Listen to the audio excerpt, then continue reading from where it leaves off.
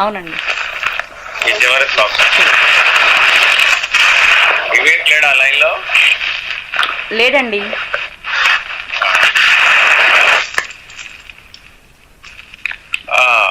చివరి శ్లోకం మరలా ఒకసారి చదవండి. సర్వాత్మత్వమితి స్ఫుటీకృతమిదం యస్మాదముష్మిన్ స్తవే తేనాస్య శ్రవణాత్ తదర్థమననాత్ ధ్యానాచ్చ సంకీర్తనాత్ సర్వాత్మత్వమహావిభూతి సహితం స్యాద్ ఈశ్వరత్వం స్వతః సిద్ధ్యేతత్ పునరష్టధా పరిణతం చ ఐశ్వర్యమవ్యాహతం. తస్మై శ్రీ గురమూర్తయే నమః. ఇదం శ్రీ దక్షిణామూర్తయే.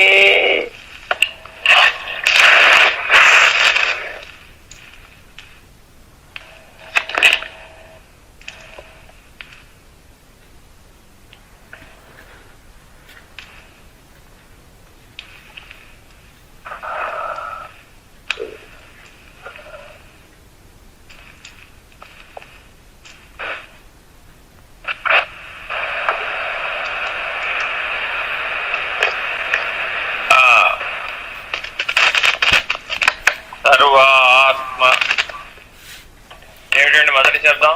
సర్వాత్మత్వం ఇది. సర్వాత్మ అంటే అంతటా ఆత్మగా చూడటం.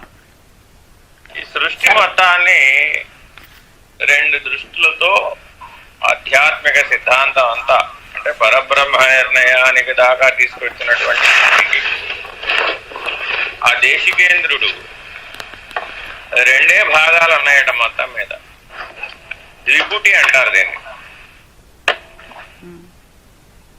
దీన్ని ద్విపుటి అంటారు. ఏమిటంటే అది శూన్యము సర్వము రెండే ఉన్నాయి. శూన్యం నుంచి సర్వం వచ్చింది, సర్వం వచ్చి మళ్ళా శూన్యంలో కలిసిపోయింది. శూన్య సర్వములు ఒక్కటే అన్నప్పుడు సర్వాత్మ.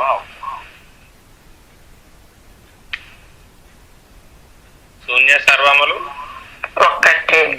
ఒక్కటే అనే నిర్ణయం పొందినటువంటి వాడు ఎవడైతే ఉన్నాడో వాడికి సర్వాత్మ అనేటటువంటి నిర్ణయం తెలిసింది.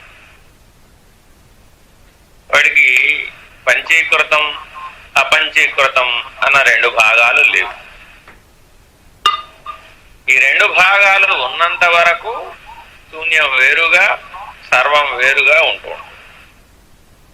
సర్వము అంటేనేమో 5 5 25గా కనపడుతున్న పంచీకృత భాగం అంతా సర్వం. దానికి ఆది అందున్న బ్రహ్మణోర్ అవ్యక్త అవ్యక్తాన్మహత్ అనేటటువంటిదంతా శూన్య భాగంలో. కాబట్టి ఎవరికైతే పరబ్రహ్మ నిర్ణయం తెలిసిన వాళ్ళు ఉన్నారు, లేనెరుక అన్న స్థితిని పొందిన వాళ్ళు ఉన్నారు, ఆ స్థితిలో నిలబడినటువంటి వాళ్లకు ఈ శూన్యము సర్వము ఒకటైపోతుంది. శూన్య సర్వములు ఒక్కటే, పంచీకృతం అపంచీకృతం ఒకటైపోతుంది. రెండుగా లేవిగా ఉన్నది కేవల నిర్గుణ పరబ్రహ్మం ఒక్కటే అనేటటువంటి నిర్ణయ స్థితికి చేరతాడన్నమాట. ఈ కేవల నిర్గుణ పరబ్రహ్మ స్థితిని ఈ చివరి శ్లోకంలో చెప్తున్నారు. దీని తర్వాత ఒకటే శ్లోకం ఉంటుంది, ఇక మంగళశాసనం. ఈ సర్వాత్మ ఇప్పుడు అనండి ఆ శ్లోకం. సర్వాత్మత్వమితి సర్వాత్మత్వ సరిగా అనాలి మీరు. సర్వాత్మమితి స్ఫుటీకృతమిదం. స్ఫుటీకృతమిదం అంతేనా? అవునండి.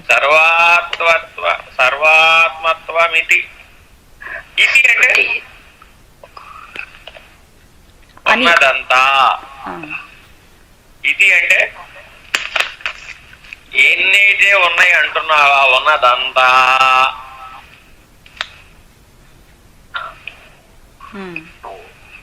స్ఫుటీకృతం. స్ఫుటీకృతం అంటే తెలియబడటం. స్పష్టంగా తెలియబడింది. పూర్తిగా తెలియబడటం కాదు, స్పష్టంగా తెలియబడింది. ఎంత స్పష్టంగా తెలియబడింది? సర్వాత్మగా తెలియబడింది. శూన్యము సర్వం అనే విభజన లేకుండా తెలియదు. విభజించటానికి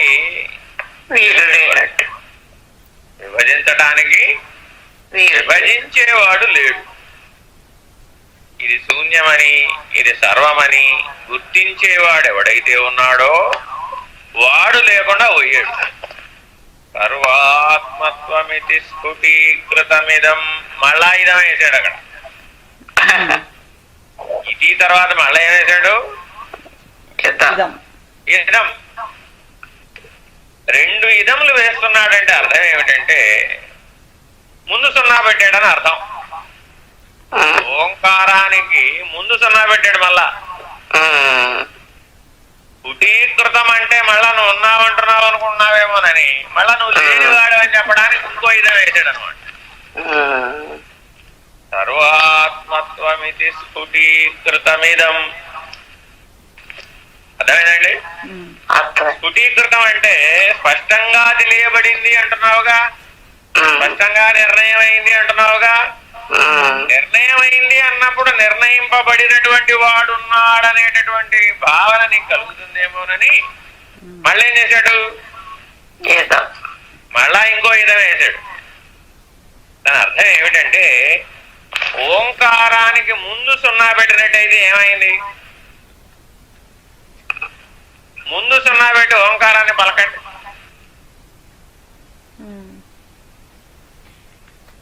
పలకగలరా? పలకలేము. ముందు సున్నా పెడితే ఓంకారాన్ని పలకలేవు. దానికి ఉచ్చారణ అమాత్రక అయిపోతుంది అనమాట. అప్పుడు త్రిమాత్రకలతో కూడినటువంటి ఓంకారం ముందు సున్నా పెట్టగానే ఏమైపోయింది? అమాత్రక అయిపోయింది, మౌనం అయిపోతుంది అనమాట. అటువంటి స్థితిని సూచిస్తూ సర్వాత్మత్వమితి స్ఫుటీకృతమిదం అంటున్నాడు. అర్థమైందండి?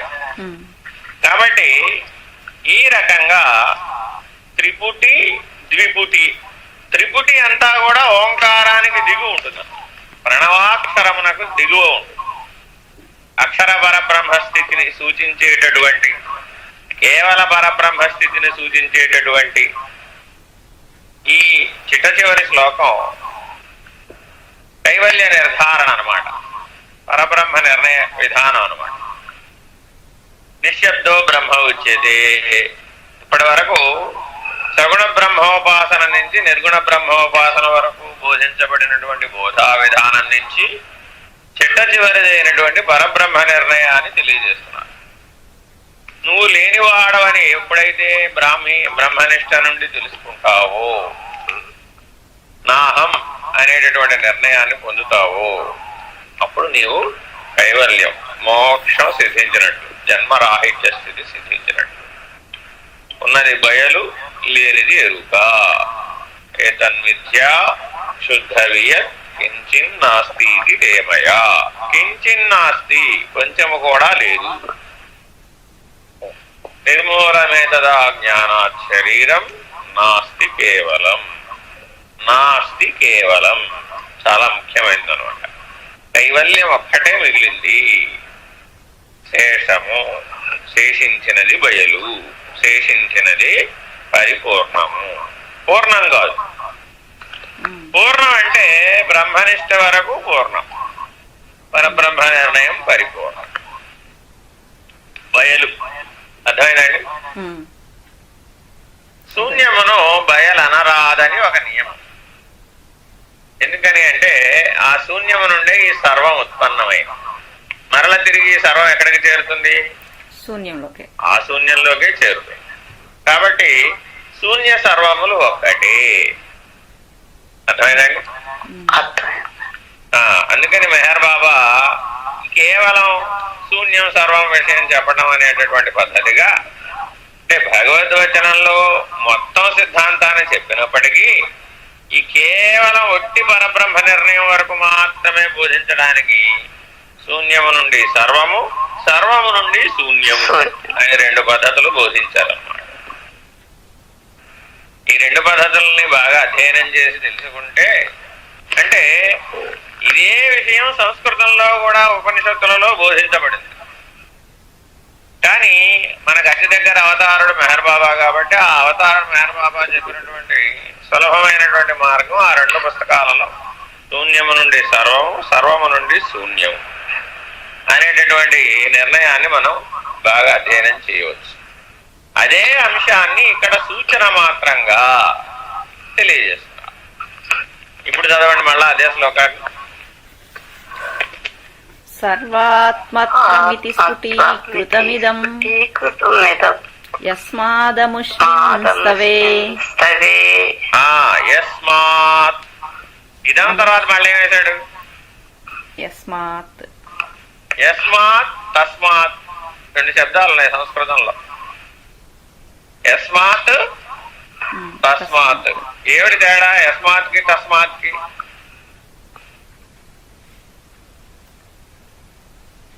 తస్మాత్ అంటే అందువల్ల అని, యస్మాత్ అంటే దేనివల్ల. యత్కించిత్ కరోషి అని కూడా వస్తుంది. యత్ అన్న ధాతువు నుంచి ఉత్పన్నమైనటువంటిది యస్మాత్, తత్ అన్న ధాతువు నుంచి ఉత్పన్నమైనటువంటిది తస్మాత్. అర్థమైందండి? కాబట్టి తద్రహితం. ఈ యస్మాత్ అన్నది ఏం సూచిస్తోందంటే తద్రహితం. ఎందుకని అంటే తత్ కనుక ఉండి ఉన్నట్లయితే తత్ నుంచి మరలా ఎప్పటికైనా సరే త్వం ఉత్పన్నం కాక తప్పదు. త్వం ఉన్నంత కాలం తత్ ఉంటుంది. త్వం లేకుండా పోతే తెలుసుకునే వాడు లేకుండా పోతే తెలియబడేది లేకుండా పోతుంది. యస్మాత్ మళ్ళా అక్కడే ఆగిపోతావేమో అని వెంటనే ఏం చేశారు? అముష్మిన్ స్తవేత్ అన్నారు. అముష్మిన్ అంటే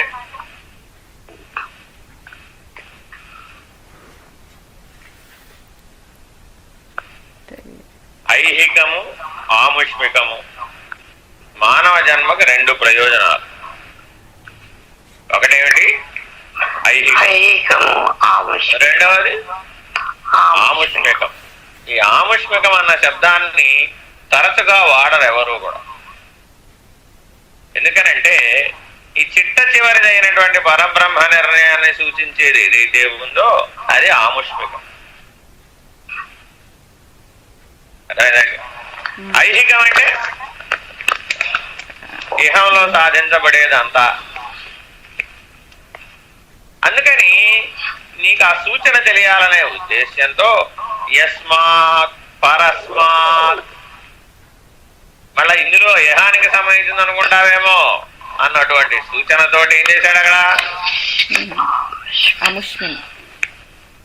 పైన వాక్యాల్లో కూడా ఏమన్నాడు? పరస్మాత్ విభో అన్నాడు. అన్నాడా లేదా? ఎక్కడికక్కడ తత్పరంచావలోకయే. పరబ్రహ్మ నిర్ణయాన్ని తెలియజెప్పడానికి ఒకే ఒక సూత్రం ఉన్నది. ఏమిటది? తత్పరంచావలోకయేత్. ఎన్నిసార్లు వెళ్ళినా ఈ ఒక్క సూత్రమే చెబుతారు. బ్రహ్మనిష్ఠుడైనటువంటి వాడు, జీవన్ముక్తుడైనటువంటి వాడు గురువును ఆశ్రయించినప్పుడు ఈశ్వర పంచీకరణం బోధించబడిన తరువాత ఇంకా బోధ లేదు. ఆ బోధ తర్వాత ఏం చెప్తారయ్యా? ఎప్పుడు వెళ్ళినా ఒకటే సూత్రం చెబుతారు. ఏమిటది? తత్పరంచావలోకయేత్. దీనికంటే పరమేదో చూడు. అవలోకన. లోకన అంటే చూచుట. అవలోకన అంటే ఏమిటి? స్పష్టముగా చూచుట, దర్శనముగా చూచుట, దృక్కుగా చూచుట, దృగ్రహిత పద్ధతిగా చూచుట. తత్పరం అంటే తత్తుకు పరమైనటువంటి తద్రహిత స్థితిలో ఎరుక లేని పద్ధతిగా, లేని ఎరుక పద్ధతిగా.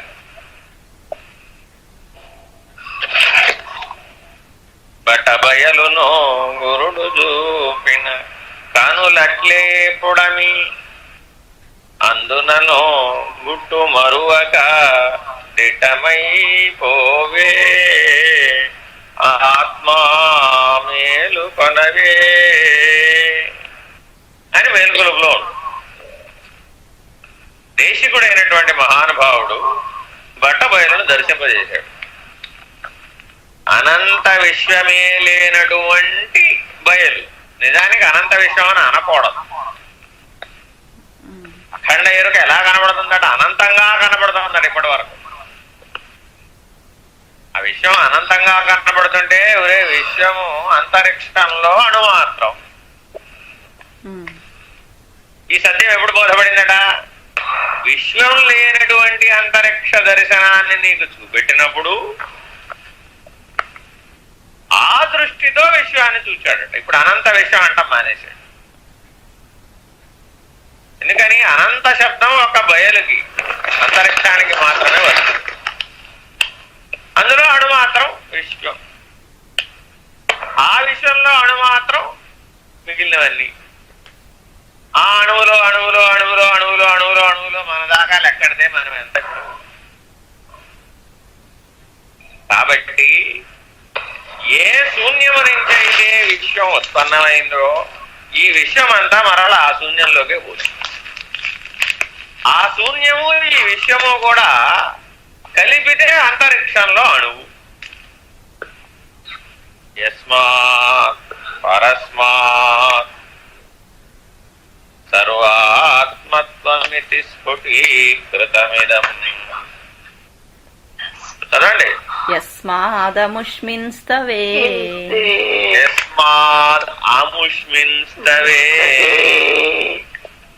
నీవు ఈ సృష్టిలో నీవు ఉండగా, శరీరధారివై ఉండగా, స్తవము స్తుతించుట. దేని గురించి స్తుతించాలయ్యా? మానవుడు అనేవాడు దేని గురించి స్తుతించాలి అనే నిర్ణయంగా చెప్తున్నాడు. ఏమిటట అది?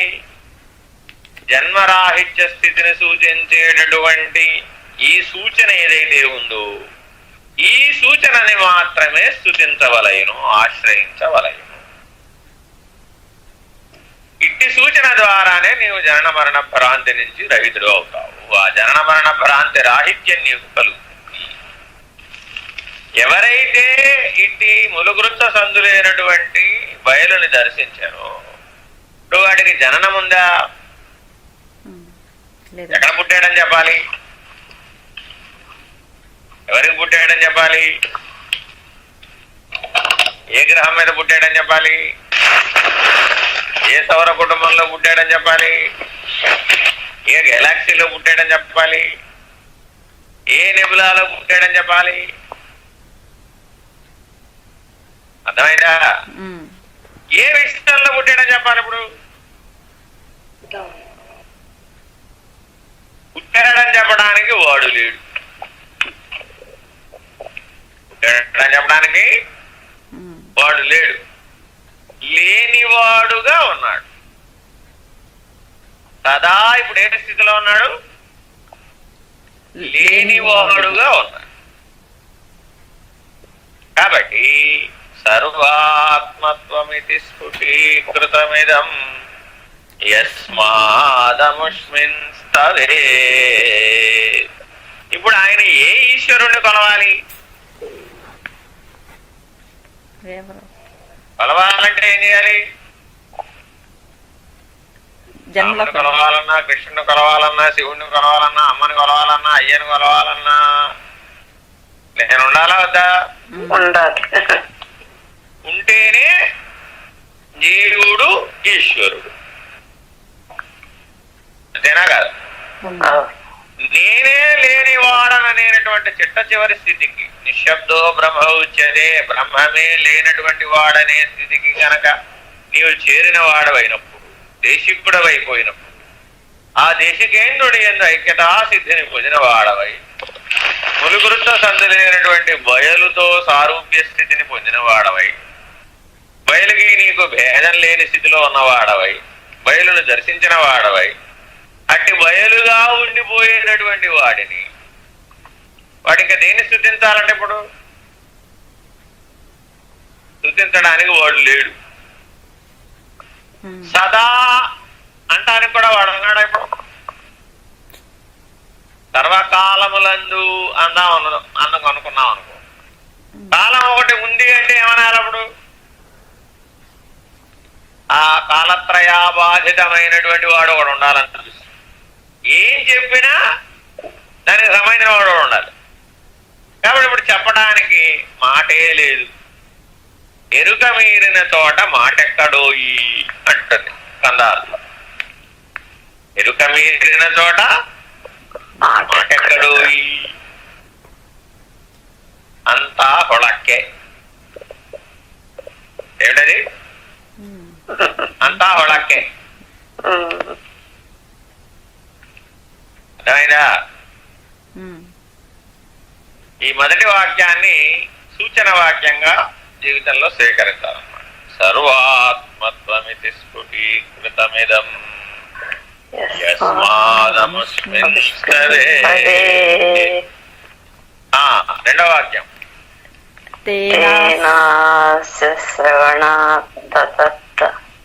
మననాద్ ధ్యానాచ్చ సంకీర్తనాత్.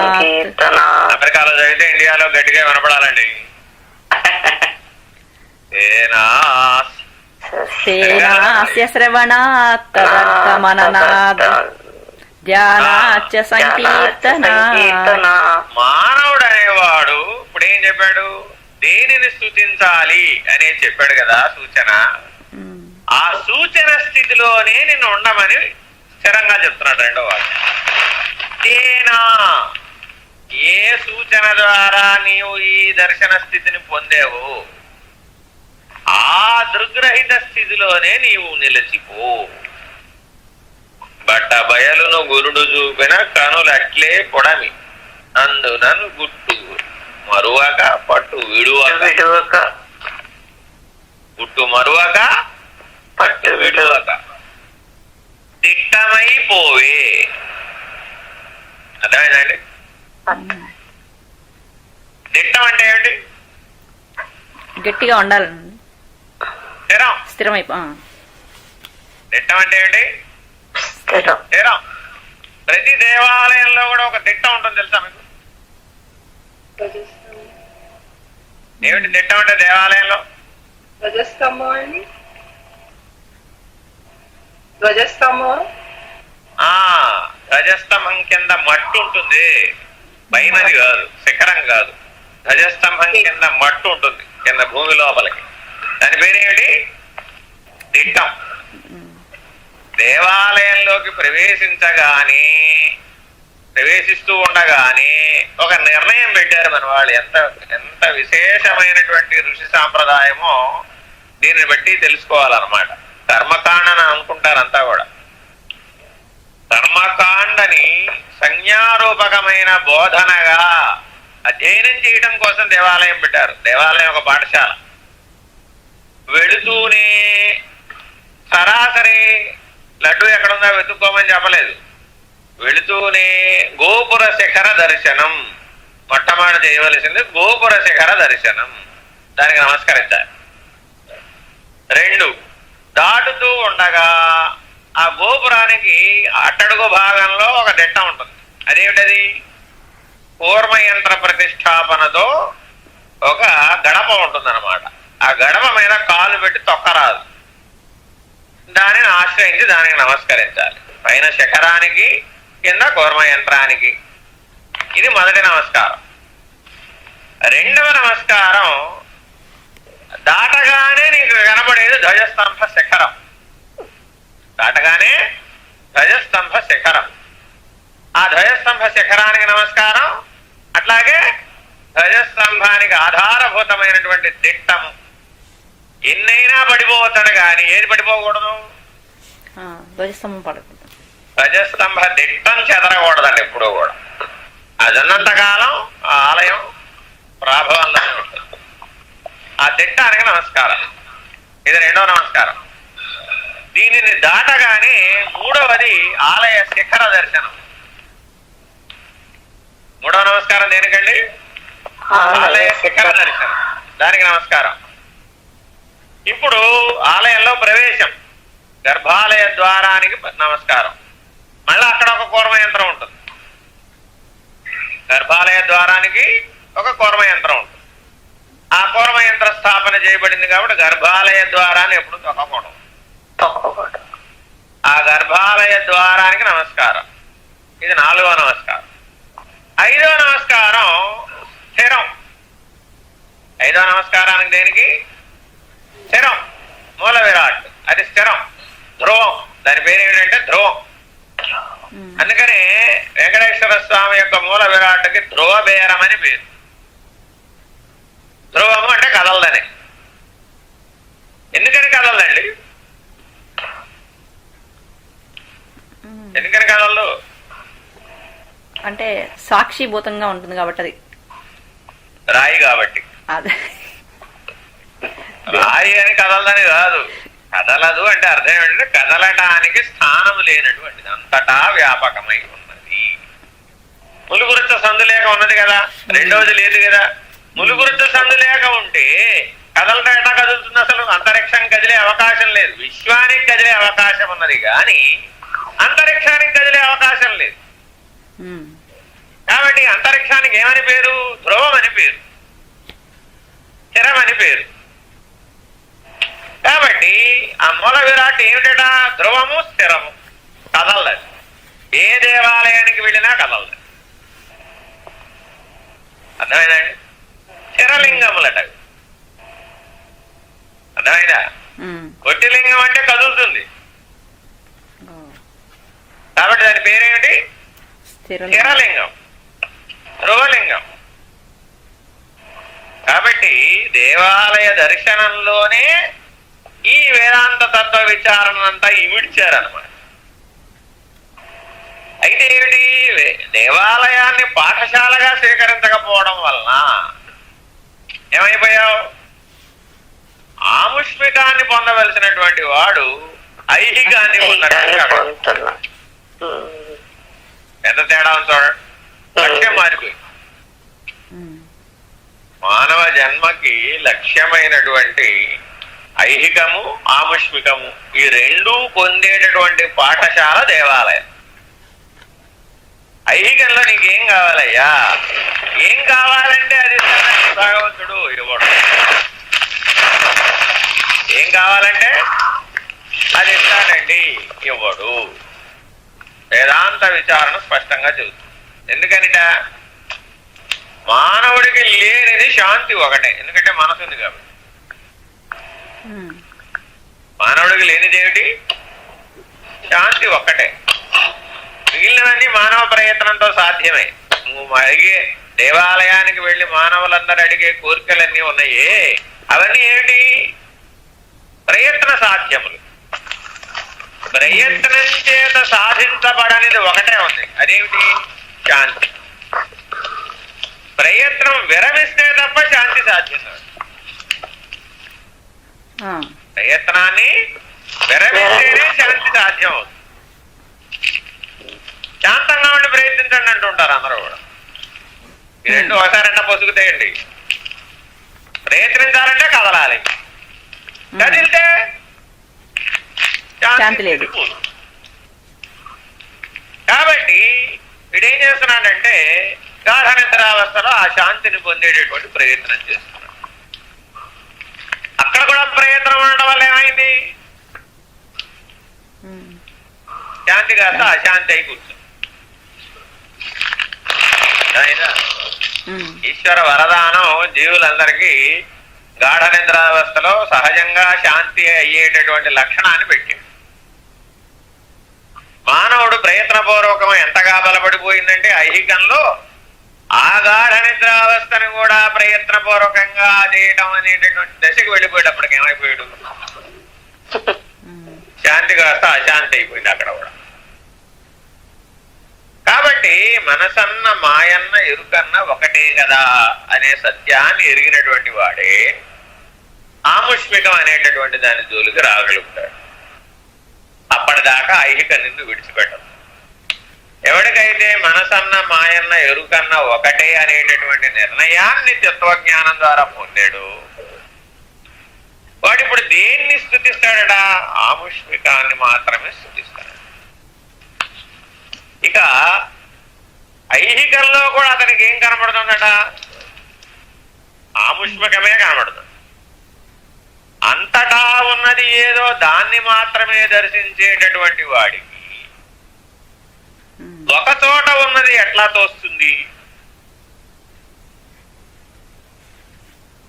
అందుకని ఈ రెండవ వాక్యంలో మొదటి పదం ఏమేశారు? తేనాస్. ఆ ఆముష్మికాన్ని దర్శించినటువంటి దృగ్రహిత స్థితిలో ఉన్నటువంటి వాడు తేనాస్. ఆ దర్శన స్థితిని పొందినటువంటి వాడు ఎవడైతే ఉన్నాడో తదర్థ మననాత్ ధ్యానాత్ సంకీర్తనాత్. శ్రవణము, మననము, ధ్యానము అనేవి చేస్తున్నావా, చేయడం లేదా? మానవుడు చేసేది ఏమిటంటే పుట్టిన దగ్గరికి పోయే వరకు శ్రవణ, మనన, నిధి, ధ్యాస. సాధనలన్నీ ఎందులో ఉన్నాయంటే ఈ నాలుగే: శ్రవణ, మనన, నిధి, ధ్యాస. ఈ నాలుగు బ్రహ్మనిష్ట వరకు పనికొస్తాయి. ఈ నాలుగు ఎక్కడి వరకు పనికొస్తాయి? బ్రహ్మనిష్ట వరకు పనికొస్తాయి. తేనాస్య శ్రవణ తదర్థ మననా ధ్యానాచ సంకీర్తనా. దేని గురించి సంకీర్తన చేయాలయ్యా ఇప్పుడైనా? ఏ స్థిరాన్ని, ఏ ధ్రువపదాన్ని, ఏ మార్పు చెందని దాన్ని, ఏ కదలని దాన్ని దర్శించాడు, ఆ దర్శన స్థితిలో తానే లేకుండా పోయాడు, అట్టి స్థితి యందు నిలకడ కలిగి ఉండటమే దిట్టమైపోవటమే.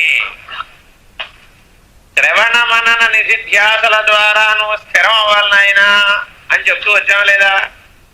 చెప్పారు. కింద నుంచి ఏ పద్ధతిగా చెప్పుకొచ్చారు నీకు? నువ్వు ఆత్మస్వరూపుడు అని శ్రవణం చెయ్యి, నువ్వు ఆత్మస్వరూపుడు అని మననం చెయ్యి, నువ్వు ఆత్మస్వరూపుడు అని నిధి స్థిరంగా ఉండడానికి ప్రయత్నం చేయి, నువ్వు అదే ధ్యాసలో నిలబడిపో అని ఆత్మభావాన్ని నెలకొల్పుతూ వచ్చాం. ఆ ఆత్మభావమే జీవుడుగా ఉన్నప్పుడు జీవాత్మ అయింది. ఆ ఆత్మభావమే బ్రహ్మభావంతో ఉన్నప్పుడు బ్రహ్మమైంది. ఆ ఆత్మభావమే పరబ్రహ్మమైనప్పుడు పరబ్రహ్మమైంది. జీవుడుగా ఉన్నది ఆ ఆత్మస్వరూపమే, బ్రహ్మముగానున్నది ఆ ఆత్మస్వరూపం, పరబ్రహ్మముగా నిలబడిపోయింది కూడా ఆ ఆత్మస్వరూపం.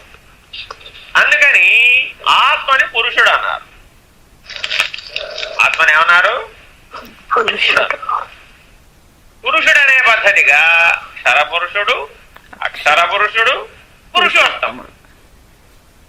ఏ పేరుగా ఎలా అన్వయం చేసినా అదే. కాబట్టి నువ్వు ఆ పురుషోత్తమ స్థితిని గనక తెలుసుకున్న వాడవైనప్పుడు ఇంకా శ్రవణ మనన నిధిధ్యాసలు దేని గురించి చేస్తావు? నువ్వే స్థితిలో ఉంటే, నువ్వేది పొందితే దాన్నే శ్రవణ మనన నిధిధ్యాసలు చేస్తూ ఉంటావు. అంతేనా కదా? పిల్లవాడు పొద్దున్న లేచిన దగ్గర నుంచి రాత్రి నిద్రపోయే వరకు నాకు బంతి కావాలి, నాకు బంతి కావాలి, నాకు బంతి కావాలి, నాకు బంతి కావాలి అంటుంటాడు. అంటే శ్రవణ మనన నిధిధ్యాసలు దేని మీద చేసేటప్పుడు? నిద్రపోయేటప్పుడు కూడా వాడు పక్కన ఏం పెట్టుకుని పడుకునేటప్పుడు ఆ బంతే పక్కన పెట్టుకుంటే కానీ వాడికి నిద్ర రాదు. అర్థమైందే? కాబట్టి నువ్వు పుట్టినప్పటి నుంచి నీ శ్రవణ మనన నిధిధ్యాసలు దేనో ఒక దాని మీద నీకంటే అన్యముగానున్న దాని మీద పెట్టడం అలవాటు చేస్తావు. దాని నుంచి నువ్వు ఎదిగే కొద్దీ తత్వజ్ఞానంలో ప్రవేశించేటప్పటికి ఏం చెప్పారు? నీకంటే అన్యముగా ఉన్నదాన్ని శ్రవణ మనన నిధిధ్యాసలు చేయడం వల్ల ప్రయోజనం లేదు. సోహం అది నేనై ఉన్నాను. సాహం అనేటటువంటి ఆత్మభావంలో బ్రహ్మభావంలో నిన్ను ప్రవేశింపజేసి దాని యందు శ్రవణ మనన నిధిధ్యాసలు చేసే పద్ధతిగా నిన్ను నడుపుకొచ్చాను. ఆ నడక నడిచి సాలోక్య సామీప్య సారూప్య సాయుధ్యముల ద్వారా బ్రహ్మనిష్టను ఎవరైతే పొందారు వాడికి ఇప్పుడేం చెప్పారు? యస్మాత్ పరస్మాత్ అన్న రెండు విశేషణాల ద్వారా స్థిరమైనటువంటి ధ్రువమైనటువంటి ములుగులతో సందు లేనటువంటి పరబ్రహ్మమును సూచిస్తుంది. ఇప్పుడు ఆయన ఏం చేస్తున్నట్టుగా తేనాస్య శ్రవణాత్ తదర్థమననాత్ ధ్యానాత్ సంకీర్తనాత్. ఇప్పుడు అన్నమయ్య గారు వెంకటేశ్వర స్వామి మీద కీర్తనలు రాశాడు. ఇది జగమందరికి తెలిసినది, అంతేనా? కానీ అన్నమయ్య గారు వెంకటేశ్వర స్వామి గురించి రాశారా?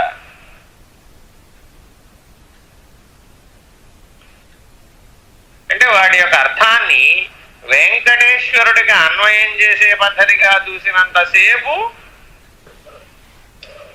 అలాగే తోస్తుంది. ఆ అన్వయాన్ని ధ్రువము అనేటటువంటి వైపు అన్వయం చేస్తే పరబ్రహ్మ. కాబట్టి తత్వజ్ఞానం కలిగినటువంటి వాడు ఎవడికైతే ఈ పరబ్రహ్మ నిర్ణయం ఎరిగినటువంటి వాడు ఉన్నాడో, పరబ్రహ్మ నిర్ణయ స్థితిలో నిలబడిన వాడున్నాడు, దేశికుడుగా నిలబడిన వాడున్నాడు, దేశికేంద్రుని యందు ఐక్యతాసిద్ధిని పొందిన వాడున్నాడు, వాడికి ఇహము పరము రెండు లేవు. ఇహమే పరమై ప్రకాశించు. ఇహమే పరమై ప్రకాశించు. మోక్షం అంటే ఏమిటి? ఇప్పుడు నేనెప్పుడూ పుట్టలేదు, నేనెప్పటికీ పోను.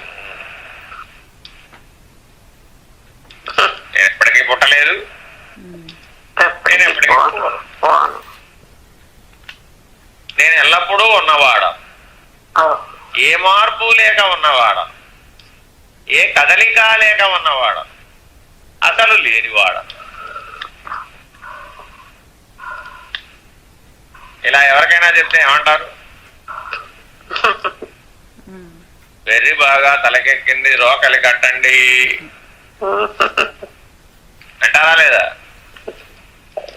కాబట్టి ఈ చివర ఉన్నటువంటి వాడికి ఇవి చెప్పరాదు. ఏ చివర?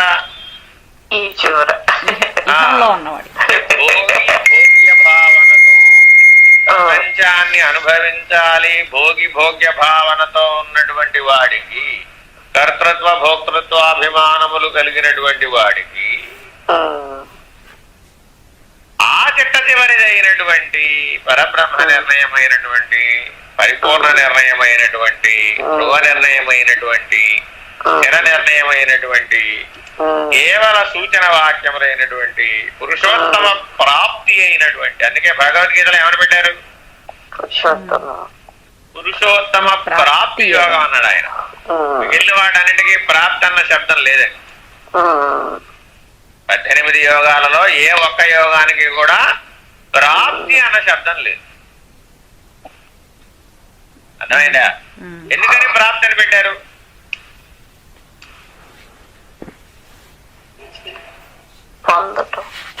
ఎందుకని ప్రాప్తి అని పెట్టారు? అది అందుకోవాల్సిన పొందిన స్థితి. ప్రయత్నపూర్వకముగా సాధ్యము కానిది ఏదో అది ప్రాప్తి. ప్రయత్నపూర్వకముగా సాధ్యము కానిదంటూ ఒకటి ఉందట. అదేమిటో అది ప్రాప్తి. అందుకని భారతదేశంలో మాత్రమే ఈ ప్రాప్తి అన్న శబ్దాన్ని వాడుతూ ఉంటారు, మిగిలిన దేశాల్లో వాడరు. ఎందుకని అంటే మిగిలిన దేశాలు అన్ని చోట్ల కూడా అవి కృష్ణ మార్గములు, శుక్ల మార్గములు కావాలి. ప్రయత్న సాధ్యమే, అన్నీ ప్రయత్న సాధ్యమే నాయన, సాధన సాధ్యమే అంటారు. కానీ పురుషోత్తమ స్థితి యందు ప్రయత్నం లేదు. ఎందుకు ప్రయత్నం లేదు?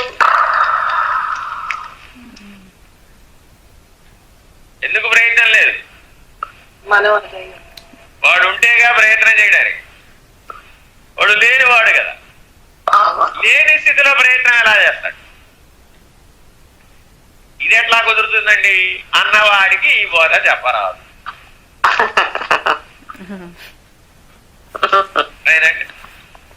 ఇది ఎట్లా కుదురుతుందండి అన్నవాడికి వాడి బోధకు అధికారి కాదు. లేని పద్ధతిగా సూచించిన వాడు లేని పద్ధతిగా తెలుసుకోవాలే అంటుంది కందార్థం. దేశికేంద్రుడు తాను లేడు, అశరీరి. అట్టి అశరీర స్థితి నుంచి సూచన చేశాడు. సూచన పొందినటువంటి సశిష్యుడు లేనివాడయ్యాడు. ఈ పద్ధతికి సరిపోయిన వాడైతేనే ఈ బోధకు కుదురుతాడు. అందువల్ల దీన్ని ప్రాప్తి అన్నారు. అర్థమైందా?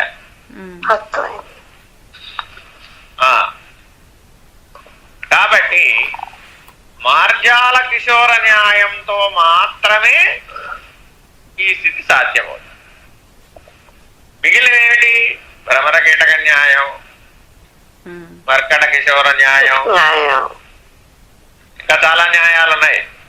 నీరక్షేర న్యాయం, ఇలాంటివి చాలా ఉన్నాయి. ఈ న్యాయములన్నీ ఇక్కడ పనికిరావు.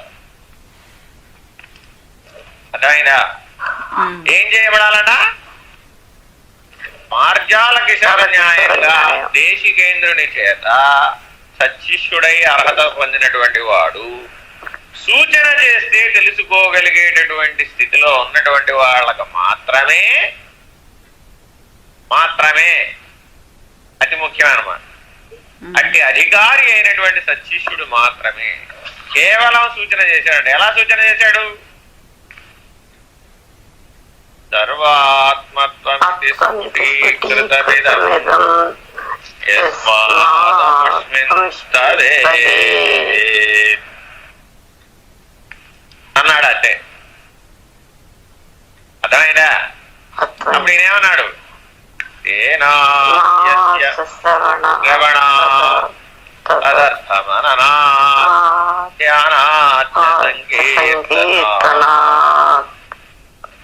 మీరు ఎలా సూచించారో ఆ సూచించిన స్థితిలోనే నిలబడిపోయాను అన్నాడు. ఆయన సూచించాడు, నిలబడిపోయాడు. మూడో వాక్యం సర్వాత్మత్వమహావిభూతి సహితం. అమెరికాలో చదివితే ఇండియాలో కనపడాల. సర్వాత్మత్వమహావిభూతి సహితం స్యాద్ ఈశ్వరత్వం స్వతః. మళ్ళా ఇప్పుడు ఇంకా ఏ శబ్దం వేశారు? మళ్ళా సర్వాత్మ సర్వాత్మత్వమితి అన్నారు. మళ్ళా ఇప్పుడు సర్వాత్మ ఎవరు? మొదటి సర్వాత్మ ఎవరు? దేశికేంద్రుడు. ఆయన సూచించాడు. సశిష్యుడైన వాడు అవునన్నాడు. పొందంగానే ఈయన కూడా ఏమయ్యాడు? ఈయన కూడా దేశకేంద్రుడే అవుతాడు కదా. ఆ సర్వాత్మే అయ్యాడు. మళ్ళా ఆయనకి అభేద స్థితి సిద్ధించింది. అట్టి అభేద స్థితి నుండి చెప్తున్నాడు. మళ్ళా ఏం చెప్తున్నాడు? మళ్ళానండి సర్వాత్మత్వ మహావిభూతి సహితం. వినపడ్డాల? రాధిక గారు మీరు చదవండి. సర్వాత్మత్వ మహావిభూతి సహితం స్యాద్ ఈశ్వరత్వం స్వతః. అక్కడ ఆగు, పరిగెట్టకు. సర్వాత్మత్వ మహావిభూతి సహితం అంటున్నాడా? మహావిభూతి అంటే మహావిభూతి అంటే పరతత్వాన్ని పొందటమే కదండి. విభూతి అంటే ఏంటి అసలు? విభూతి అంటే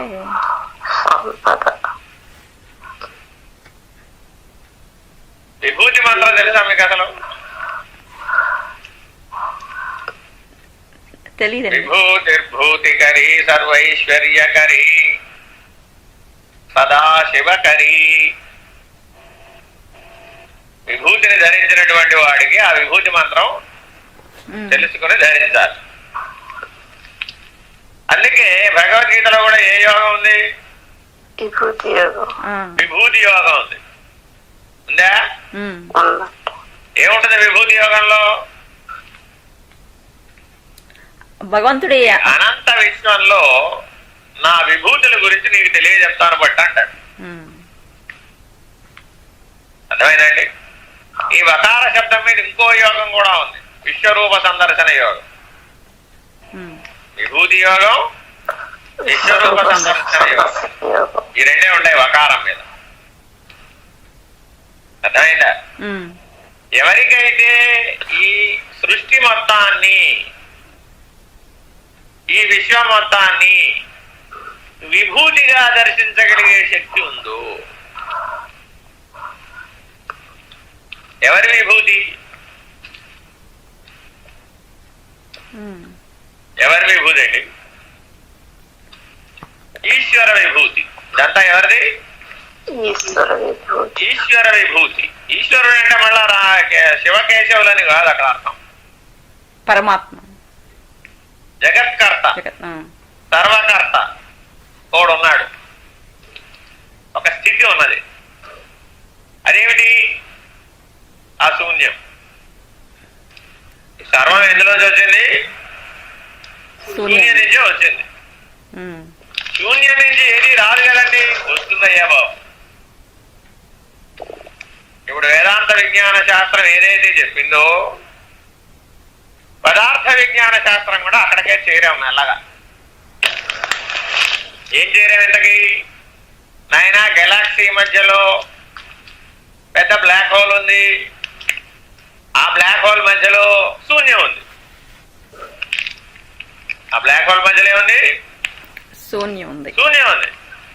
ఆ శూన్య ప్రభావం చేతనే ఈ గెలాక్సీ అన్న తిరుగుతుంది. అర్థమైందా? శూన్యము నుంచి కృష్ణ పదార్థం వ్యక్తమై, ఆ కృష్ణ పదార్థమే ప్రకాశ ద్రవ్యమై, ప్రకాశ ద్రవ్యము కాలము దేశముతో అనుబంధపడి విషమై, ఇలా తేల్చి చివరికి ఏం చేశాం? శూన్యంలోంచి గెలాక్సీ వచ్చింది, శూన్యంలోంచి సర్వం వచ్చింది అని వాళ్ళు కూడా నిర్ధారణగా చెప్పేశారు. ఇప్పుడు మళ్ళా పోతే ఎక్కడికి పోతుంది? ఆ ఎక్కడి నుంచి వచ్చిందో అక్కడికే పోతుంది. ఇది ఎంతకాలం అయినా సరే. కాలం అనేది అవిభాజ్యం, అవిచ్ఛిన్నం. నీ సూర్యోదయము సూర్యాస్తమయముతో ముడిపడినటువంటి కాలమాన ప్రమాణం నువ్వు ఉన్నటువంటి శరీరానుగతమైనటువంటి పద్ధతిగా లెక్కేసిన కాల ప్రమాణం. అంతేనా కాదా? ఇదే అంతరిక్షంలోకి వచ్చామనుకోండి, అక్కడేమైంది? అక్కడ కాలమే లేదు కదా. ఈ కాల ప్రమాణం సరిపోలే. కాంతి వేగంతో కొలిచేటటువంటి లైట్ ఇయర్స్ లోకి మార్చాం. అక్కడ అంతరిక్షంలో లెక్కట్టాలంటే ఏం చేశారు? కాంతి వేగంతో గనక ప్రయాణం చేసినట్టయితే 1 సంవత్సర కాలం ఎంత దూరం వెళుతుందో,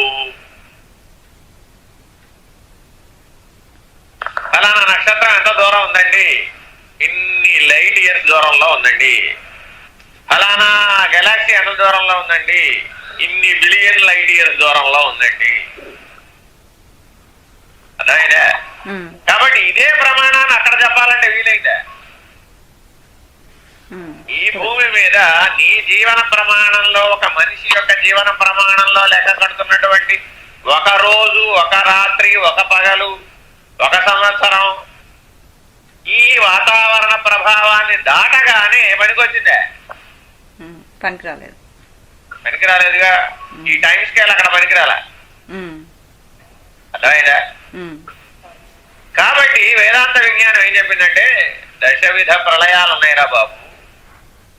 కాల ప్రమాణానికి 10 టైం స్కేల్స్ ఉన్నాయి, ఒకటి కాదు. బ్రహ్మాండ పురాణం చెప్పినటువంటి విధానం ఎట్లా చెప్పిందంటే, అందుకే 10 టైం స్కేల్ చెప్పింది. అందుకే బ్రహ్మగారికి ఒక పగలు సంజ్ఞారూపకం అన్నమాట. ఇది బ్రహ్మ అంటే అక్కడ ఎవడో ఉన్నాడని, ఆయనకి వేరే ఉందని, ఆయనకి వేరే ఉందని చెప్పినటువంటి పౌరాణిక సినిమాల ఆధారంగా చెప్పలా. ఇది ఈ సినిమాలు వచ్చిన తర్వాతే విపరీతమైనటువంటి లక్షణాలు వచ్చినాయి అనమాట. వాళ్ళు చెప్పింది ఒకటి, ఆ పురాణం సూచించినది ఒకటి. ఆ సూచించిన విధానాన్ని గ్రహించేటటువంటి అవకాశం లేక ఆ వేదాంత తత్వ విజ్ఞానం లేని వాళ్ళు సినిమా తీసేటప్పటికి ఏమైంది, అది శాంతం ఐహికానికంటే కూడా అధోగతికి వచ్చేస్తుంది. కాబట్టి పురాణం చదివినప్పుడు ఎట్లా చదవాలట, అది దేని సూచిస్తుందో అర్థం చేసుకోవాలి. అంటే తత్వజ్ఞాని అయినటువంటి వాడే పురాణాన్ని బోధించాలి. భాగవతం ఎవరు బోధించాలయ్యా? బ్రహ్మనిష్ఠుడైన వాడే బోధించాలి. పరబ్రహ్మ నిర్ణయం ఎరిగిన వాడే భాగవతం బోధించాలి. ఎందుకని శుక మహర్షి బోధించాడు. శుక మహర్షికి పరబ్రహ్మ నిర్ణయం ఎరిగినటువంటి వాడు, ఆయన బోధించవచ్చు.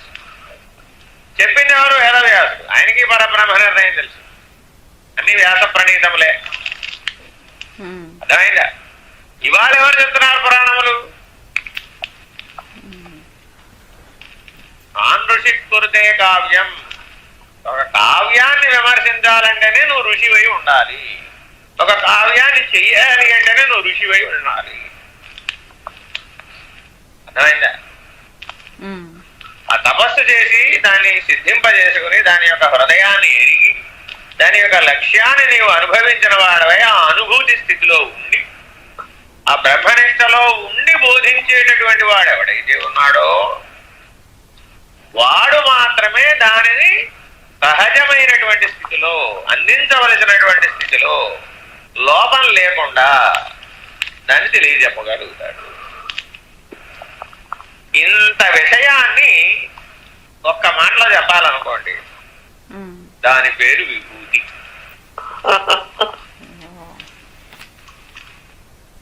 ఇంత గొడవ ఎందుకు చెప్పాల్సి వచ్చింది మీకు ఇప్పుడు? అక్కడ విభూతి శబ్దం ఉండబట్టి. అర్థమైందా? ఇది విభూతి అంటే అణువు నుంచి మహత్తు వరకు గల సమస్తము కూడా విభూతి. ఈశ్వర విభూతి. అణువు నుంచి మహత్స్థితి వరకు ఏదైతే ఉన్నదో ఇది మొత్తం అంతా కలిపి ఒక మాటలో చెప్పవయ్యా అంటే ఏం చెప్పాడు? విభూతి. విభూతిర్భూతికరి. ఆ మహత్స్థితిని ప్రాప్తింపజేసేది ఏదైతే ఉందో అది ఆ భస్మ. భస్మోద్ధూళిత విగ్రహాయ అని శివుడికి ఒక పేరు. అర్థమైందండి? ఆయనకి ఏ ధూళి నచ్చదట. భస్మోద్ధూళిత విగ్రహుడు. గోధూళి విగ్రహుడు ఎవరు? శ్రీకృష్ణుడు. అర్థమైందా? ఏమిటో పాపం వీళ్ళందరికీ ధూళితోనే సంబంధం. అవునా కదా? మనం కూడా దేంట్లోంచి పుట్టాం? ఆ ధూళిలో నుంచే పుట్టాం. మట్టిలోనే పుట్టాం, మట్టిలోకే పోతుంది ఈ శరీరం. అంతకు మించి దీనికి ఏం పెద్ద విశేషం లేదు. చాలా మందికి మట్టి అంటే గిట్టదు. అర్థమైందంటే అది అదో అపరిశుభ్రం అనుకుంటాడు. ఈ రకంగా ఇప్పుడు ఆ వాక్యం చదవండి. విభూతి అన్న శబ్దాన్ని ఈ రకమైనటువంటి అన్వయం చేయాలన్నమాట. నీ యొక్క ఆ స్థితి, అన్వయ స్థితిని బట్టే నీ నిర్ణయం ఎట్లా ఉందో తెలుస్తుంది. చదవండి ఇప్పుడు ఆ వాక్యం చదవండి. సర్వాత్మత్వ మహావిభూతి సహితం స్యాద్. మహావిభూతి సహితం. ఇప్పుడు ఈ సర్వాత్మ ఏ స్థితికి వెళ్ళింది? అణువు నుంచి మహత్తు వరకు ఉన్నదంతా సర్వాత్మయే. అర్థమైందా? క్షర అక్షర వీళ్ళందరూ ఏమైపోయారు? సహితం అంటున్నాడు. ఎందులో కలిసిపోయారు? పురుషోత్తమ స్థితి అని కలిసిపోయారు. ఇప్పుడు క్షరుడు లేడు, అక్షరుడు కూడా లేడు. ఉన్నవాడెవడు? పురుషోత్తముడు. పురుషోత్తముడు ఒక్కడే. వాడు కూడా లేనివాడుగా ఉన్నాడు. సహితం తర్వాత ఏం శబ్దం వేశారు? స్యాద్ అని. స. స్యాత్. వాడు ఉన్నాడు అనుకుంటామని మళ్ళా ఎప్పటికప్పుడు ఏం భ్రాంతి ఉంది? ఉండుట అనే భ్రాంతి ఉంది నీకు. ఎప్పటికప్పుడు ఏముంది? మానవుడికి ఏ భ్రాంతి ఉందండి? నేను క్షరపురుషుడుగా ఉన్నాను, నేను అక్షర పురుషుడుగా ఉన్నాను. అర్థమైందా? ఈ ఉండుట నా భ్రాంతి తగులుకుందంట నీకు. తినా కదా? మీరందరూ ఎక్కడున్నారండి అనగానే మీరేం చెప్తారు? అమెరికాలో ఉన్నామని అంటాం. అర్థమైందా? ఈ ఉండుట అన్న భ్రాంతి తగులుకుంటుంది అనమాట. ఇది శరీరంతోనే కాదు, జీవాత్మగా దగ్గర మొదలు పెడితే చిట్ట చివరిదైనటువంటి పరమాత్మ స్థితి యందు, పురుషోత్తమ స్థితి యందు, పరబ్రహ్మ నిర్ణయం అందు ఏమయ్యావట? ఈ ఉండుట అన్న భ్రాంతి లేకుండా పోయి చియాత్ అన్నాడు. అందుకే అర్థమైందా? మళ్ళానండి ఇప్పుడు ఆ వాక్యం. సర్వాత్మత్వ మహావిభూతి సహితం స్యాత్. సర్వాత్మత్వమితి మహావిభూతి సహితం స్యాత్. ఆ స్యాత్ విడిగా పలకాలన్నమాట. మహావిభూతి సహితంలో కలిపి పలకకూడదు. మహావిభూతి సహితం స్యాత్ అంటే లేనివాడైపోయావు. అణువు నుంచి మహత్ వరకు ఇక్కడ ఉన్నాను, ఎక్కడ ఉన్నాను, ఇది ఉన్నది, ఇది ఉన్నది, ఇది ఉన్నది, ఇది ఉన్నది అంటూ పెట్టినటువంటి వాడు కడ తేరేటప్పటికి ఏమయ్యాడు?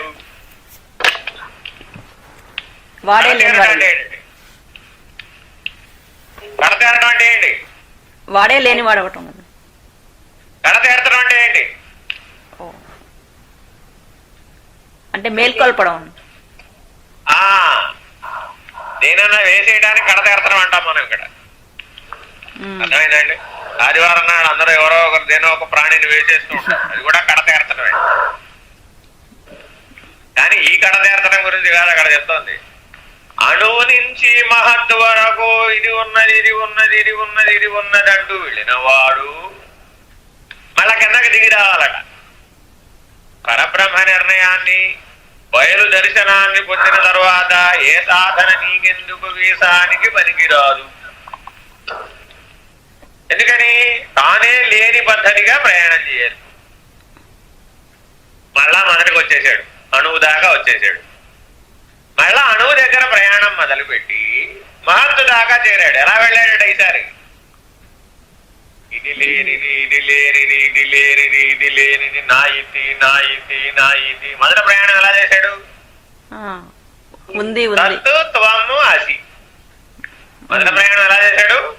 తత్వమసి మహావాక్య పద్ధతిగా ప్రయాణం చేశాడు. చేరి చేరి చేరి చేరి చేరి చిన్న చివరికి ఏం తెలుసుకున్నాడు? వస్తుమద్రహితం తద్రహితం అన్న స్థితిని తెలుసుకున్నాడు. తెలుసుకొని స్థిరమైపోవాలి, దిట్టమైపోవాలి, ఇప్పుడు ధ్రువ అయిపోవాలి. ఎలా అవుతాడు? మళ్ళా శాంతం సున్నాకు వచ్చాడు. వచ్చి మళ్ళా ప్రయాణం రివర్స్ మొదలెట్టాడు. ఈసారి ఎట్లా వెళ్ళాడు? నా ఇది, నా ఇది, నా ఇది, నా ఇది, నేతి నేతి నేతి. అర్థమైందండి? రోజు మీరు అన్నం తినేటప్పుడు అభీకరించుకోవాలా వద్దా? ఏమిటి అభీకరించడం అంటే? కాస్త నెయ్యి అభీకరించవయ్యా బాబు. నేతి అభీకరణ. ఏం అభీకరించాలి ఇంతకి? నేతి,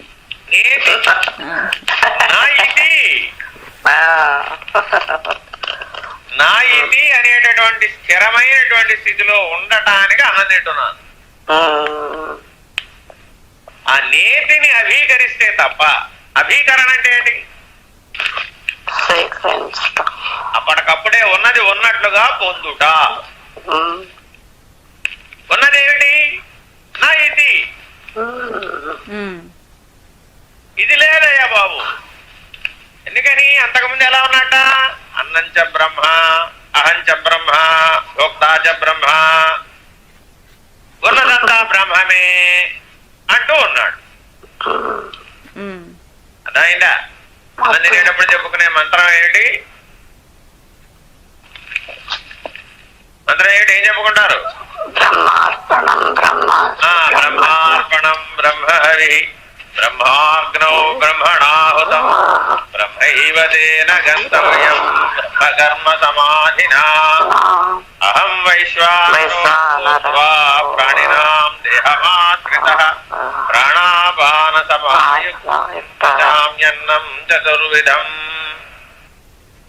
అని చెప్పుకున్నాక ఏం చెప్పుకున్నాడు? అహం చ బ్రహ్మ భోక్తా చ బ్రహ్మ అన్నం చ బ్రహ్మ. అర్థమైందా? ఇదమిదమిదగం అని మొదలు పెట్టబోయే ముందు ఏం చేయాలంటే ఇప్పుడు నేతిని అభీకరించారట. పైగానే ఏమైంది? నా ఇది అక్కడ కూడా ఉపాస్యమే ఉంది. అర్థమైందా? బ్రాహ్మణులకు ఉపాసన వేశారా మీరు ఎప్పుడైనా జీవితంలో అన్నారు అంటే అర్థం ఏంటి? ఎవడైతే బ్రహ్మనిష్ఠుడై ఉన్నాడో వాడు తన గురించి తాను ఏం చెప్తున్నాడు? అన్నం చ బ్రహ్మ అహం చ బ్రహ్మ భోక్తా చ బ్రహ్మ అని చెప్తున్నాడు. చెబితే ఈ ఉపాసన చేసేటటువంటి కర్త ఎవడైతే ఉన్నాడో వాడేం చెప్పాడు? మరలా ఒకసారి నెయ్యి వేసి నా అర్థమైందా? చూడండి ఎంత గొప్ప సాంప్రదాయం అది. తత్వ విజ్ఞానం కలిగినటువంటి వాడికి మాత్రమే సుబోధకమయ్యేటటువంటి విధానం అనమాట. ఎవరైతే ఈ నా ఇతి అనే అభీకరణ లేకుండా తిన్నారో అది విసర్జకము తిన్నటువంటి శోకరము యొక్క తిండితో సమానమైనటువంటిది అన్నారు. అర్థమైందండి? జీవ వ్యర్థాలను ఏది స్వీకరిస్తున్నట్టు ఆహారంగా శోకరం స్వీకరిస్తున్నారు. వివేకం లేదు, దానికి బొర్రలేదు. అర్థమైందా? మరి మనం కూడా రోజు భోజనం ఎట్లా చేస్తున్నాం? నా ఇది అణువు నుంచి మహత్తు వరకు నా ఇది అనే ప్రయాణంలో భాగంగా చేస్తున్నాను. ఈ భోజనం దేంట్లో భాగంగా చేస్తున్నాను? ఇది కాదు ఇది కాదు ఇది కాదు ఇది కాదు అంటూ నా ప్రయాణం జరుగుతుంది. అంతర్ముఖ ప్రయాణం అంటే ఏమిటి? తత్వమసి మహావాక్యంతో చివరిదాకా అణువు నుంచి మహత్తు దాకా తెలియబడినదంతా అంతర్ముఖ ప్రయాణం ఫేజ్ 1. అసలైన అంతర్ముఖ ప్రయాణం ఏమిటి? ఇప్పుడు మార్జాల న్యాయంగా జరగవలసినది ఏదైతే ఉన్నదో ఈ నా ఇది అనే ప్రయాణం. 4 మహావాక్యాల తర్వాత అవాంతర వాక్యంగా నువ్వు చేయవలసిన ప్రయాణం ఏదైతే ఉందో అదేమిటది? నేతి నేతి మహావాక్యంతో చేయవలసిన అంతర్ముఖ ప్రయాణం ఫేజ్ 2. ఇక్కడ కూడా ఫేజ్ 1 ఫేజ్ 2. అర్థమైందండి? అందుకని మెహర్ బాబా ఏం చేశారంటే దివ్య యానములుగా విభజించారట. 4 దివ్య యానాలని నీవు మానవుడు అవడంతో దివ్యయానం నెంబర్ 1 పూర్తయింది. మానవోపాధిని ధరించడం ద్వారా ఈ సృష్టిలో అణువు నుంచి మానవోపాధి దాకా వచ్చేటప్పటికి దివ్యయానం ప్రథమ భాగం పూర్తయింది. ఎవరైతే ఇక్కడి నుంచి మొదలు 3 క్షరము అక్షరము పురుషోత్తముడు ఈ 3 స్థితులని 3 దివ్యయానాలుగా ఆయన పేర్కొన్నారు. ఈ శరీరం నేను కాదు, జీవుడు, చైతన్యం, జ్ఞాత అని ఎరగడం ఏదైతే ఉందో అది దివ్యయానం 2, దివ్యయానం 2, రెండవ భాగం.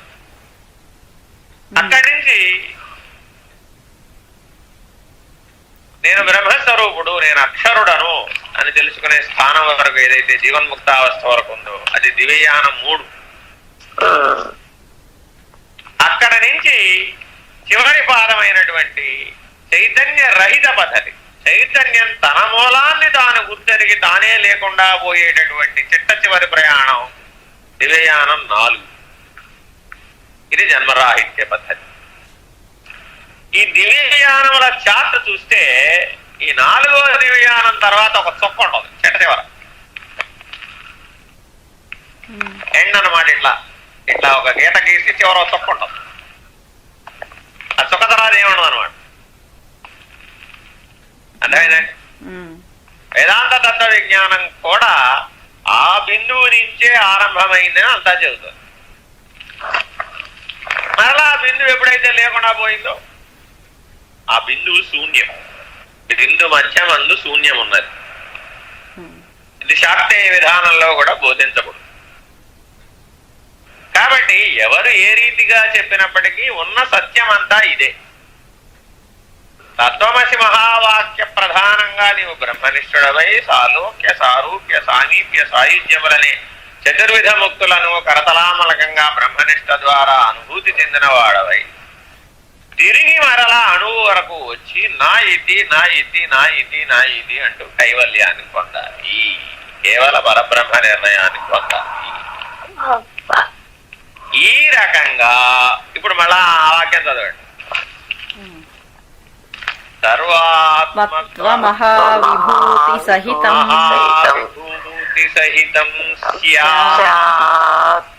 ఈశ్వరత్వం స్వతః.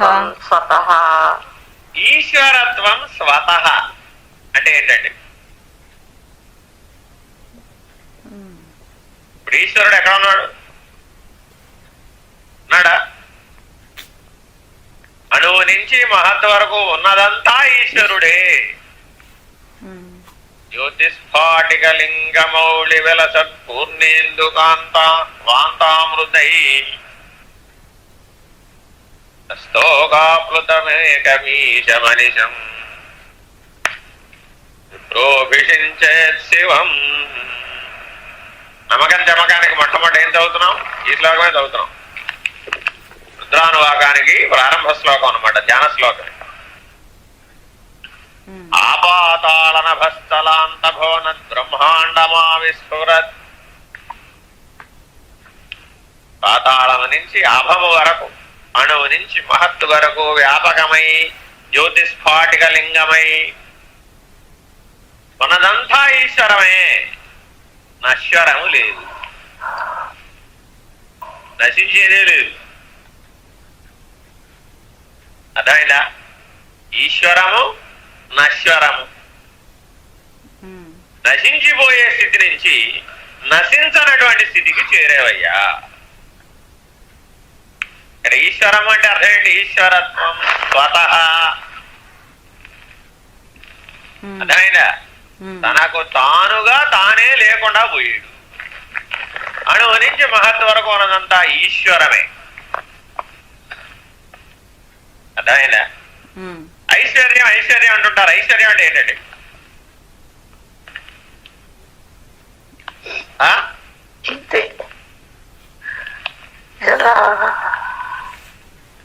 ఐశ్వర్యం అంటే ఏమిటి? ఈ మహావిభూతిని ఐశ్వర్యం అంటాం కదండి. చిటికెడు విభూతి ఐశ్వర్యం. ఏమిటి ఐశ్వర్యం అంటే? చిటికెడు విభూతి. ఎందుకనిట? అణువు నుంచి మహత్ వరకు ఉన్నదంతా విభూతే. ఈశ్వరుని యొక్క ప్రతిబింబం ఏదైతే ఉందో అది ఐశ్వర్యం. అర్థమైందా? ఈశ్వరుని యొక్క ప్రతిబింబం ఏదైతే ఉందో అది ఐశ్వర్యం. ఈశ్వరుణ్ణి కోరుకోరా బాబు అంటే మనం అందరం దేన్ని కోరుకున్నాం? వారి యొక్క ప్రతిబింబమైనటువంటి ఐశ్వర్యాన్ని కోరుతున్నారట మానవుడు. సాక్షాత్ విభూతిని ధరించి నీవే ఆ ఈశ్వరుడవని తెలుసుకో. అణువు నుంచి మహత్ వరకు అన్నదంతా ఈశ్వరమయమే గాని నశ్వరము కాదు. ఇప్పటి వరకు ఐహికాన్ని ఎలా చూసేవాడను? ఇది నశించిపోయేది, ఇది నశించిపోయేది, ఇది నశించిపోయేది, ఇది మార్పు చెందేది, ఇది మార్పు చెందేది, ఇది మార్పు చెందేది. నశ్వరమిది నాటకమిది 4 గడియల వెలుగిది. ఎవరికైతే నేతి నేతి మహావాక్య దర్శన ప్రభావం చేత కైవల్య స్థితిని చేరాడు, అట్టి కైవల్య స్థితిలో ఏం కనబడిందట? ఈశ్వరత్వం స్వతః. అర్థమైందండి. నశించిపోయేది ఎక్కడ ఉంది? అసలు ఉన్నదంతా ఈశ్వరుడే. ఈశ్వరుడు నశించని వాడు అంటే నశించేది ఒకటి, నశించనిది ఒకటనే ద్వైధీభావంలో ఉండడం చేత ఆ జీవేశ్వరుడు అనే భ్రాంతి కలిగి జగత్తు యొక్క మోహంలో నువ్వు పడినటువంటి పరిస్థితి ఏర్పడింది. ఆ మోహం క్షయించిపోయింది.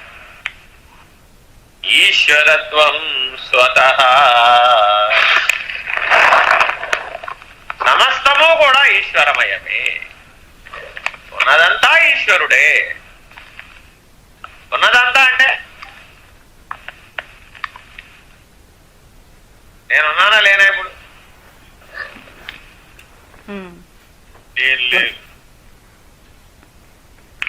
నేను లేను. ఉన్నదంతా ఈ స్థితి ఎందు నిలకడ చెందాడు. ఈ స్థితి ఎందు నిలకడ చెందాడు. ఇప్పుడు ఆ వాక్యం పడలానండి. సర్వాత్మత్వమహావిభూతి సహితం స్యాద్ ఈశ్వరత్వం స్వతః సిద్ధ్యేతత్ పునరష్టధా పరిణతం చ ఐశ్వర్యమవ్యాహతం. ఎంత గొప్పగా చెప్పాడండి. ఒక వాక్యంతో మతం తెలిసేసాడు. అణువు నుంచి మహత్తు వరకు ఈశ్వరత్వం స్వతః వరకు చెప్పినటువంటి వాడు ఇప్పుడేం చెప్పాడు? పునరష్టధా పరిణతం ఐశ్వర్యమవ్యాహతం. ఎటువంటి సిద్ధిని పొందాలయ్యా? నువ్వు ఎటువంటి సిద్ధిని పొందాలని అంటున్నాడు ఇప్పుడు? సిద్ధి సిద్ధి సిద్ధి అంటున్నావు కదా, ఏ సిద్ధిని పొందాలి అంటే సిద్ధ్యేతత్ పునరష్టధా పైన చెప్పాడు. అష్టం భూరంభాంశనలో నిలోంబరమహర్నాథో హిమాంశు హోమాన్ ఇత్యాభాతి చరాచరాత్మకమిదం యస్యైవ మూర్త్యష్టకం. అష్టమూర్తులుగా తిరిగి రానటువంటి సిద్ధి, పునః అష్టమూర్తులుగా తిరిగి రానటువంటి సిద్ధిని అందించేటటువంటి స్థితికి నువ్వు చేరాలయ్యా. సిద్ధ్యేతత్ పునరష్టధా పరిణతంచ. అన్న ఉపసర్గ చాలా విలువైంది. పరిణతంచ అష్టమూర్తులుగా గనక నువ్వు దిగి వస్తే సర్వంలోకి మళ్ళా, శూన్యంలోకి మళ్ళా.